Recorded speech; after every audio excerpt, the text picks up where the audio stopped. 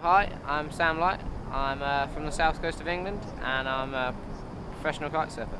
I've been kiting for about 5 or 6 years. I got into it through some cousins. I was always doing a lot of wakeboarding and other water sports like sailing and skateboarding, and it all was like a fusion of them all, and it just looked like the sport for me really, like loads of big jumps and a lot of influence from wakeboarding, which I really enjoyed. And yeah, a couple of friends got into it, ended up doing it a lot now. I watch a lot of wakeboard videos and try and get influence from them because I think it actually looks good as a sport, and I think kite surfing at the moment there's just so many different angles to it, can easily go in the wrong direction and there's so many different ways it can go.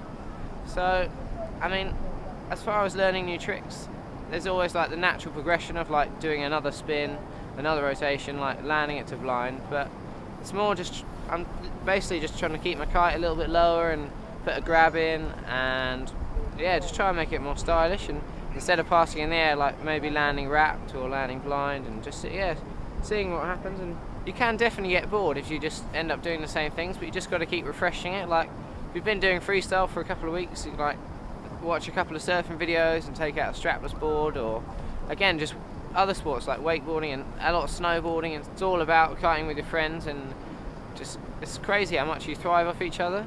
Like, you see somebody lands a new trick, like, oh, I've got to try that, I've got to try it, and then you end up doing it. And then, so yeah, if you're just kiting on your own, it's useless. Well, it's not useless, but you can get sort of lost in it.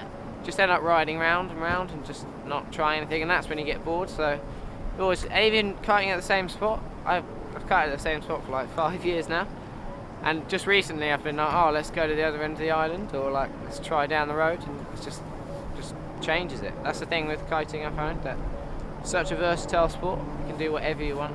Learning something new, you've got to completely trust your own kit.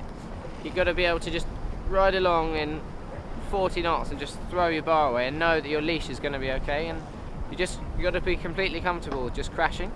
And everyone thinks, oh, they don't want to crash, I don't want to try a new trick, but it doesn't really hurt. Like, it's only water. It might hurt for 5 minutes, but you just get used to crashing. The whole video analysis thing can, I think, really help. Yeah, it's because you got to imagine yourself doing the trick, and it helps so much if you can see what you're doing wrong. Like, compare the clip of you to a clip of someone else actually doing the trick. Watching other people and kiting with different people is going to help. Just asking and changing things. The best thing I always say to everyone is just believe. Just got to believe. You can literally do anything if you believe. Just, if you want to do a massive kite loop, anyone can go and get a 7 meter and just do a massive jump and just go like that. So to some extent, I mean, if you believe, then it'll happen. Just might crash, but it might work.